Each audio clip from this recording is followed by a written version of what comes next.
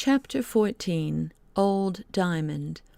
After this, Diamond recovered so fast that in a few days he was quite able to go home as soon as his father had a place for them to go to. Now his father, having saved a little money and finding that no situation offered itself, had been thinking over a new plan. A strange occurrence it was which turned his thoughts in that direction. He had a friend in the Bloomsbury region who lived by letting out cabs and horses to the cabmen. This man, happening to meet him one day as he was returning from an unsuccessful application, said to him, "Why don't you set up for yourself now? In the cab line, I mean." "I haven't enough for that," answered Diamond's father.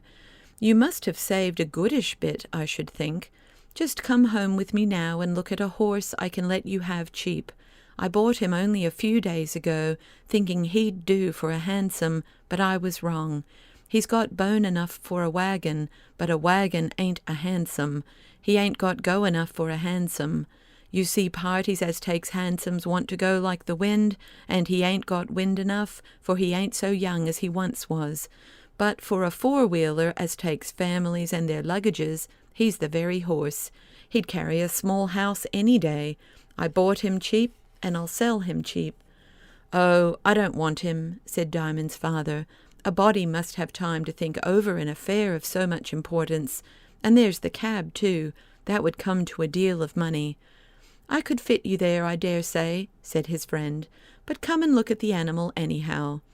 "Since I lost my own old pair, as was Mr. Coleman's," said Diamond's father, turning to accompany the cabmaster, "I ain't almost got the heart to look a horse in the face. It's 1,000 pities to part man and horse." "So it is," returned his friend sympathetically. But what was the ex-coachman's delight when, on going into the stable where his friend led him, he found the horse he wanted him to buy was no other than his own old Diamond, grown very thin and bony and long-legged, as if they had been doing what they could to fit him for handsome work.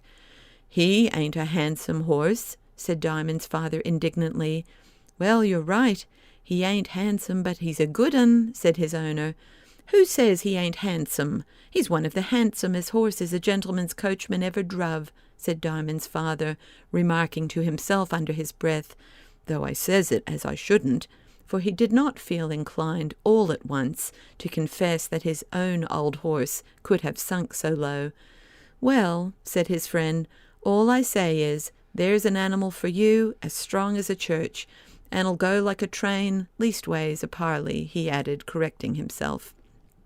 But the coachman had a lump in his throat and tears in his eyes, for the old horse, hearing his voice, had turned his long neck, and when his old friend went up to him and laid his hand on his side, he whinnied for joy and laid his big head on his master's breast.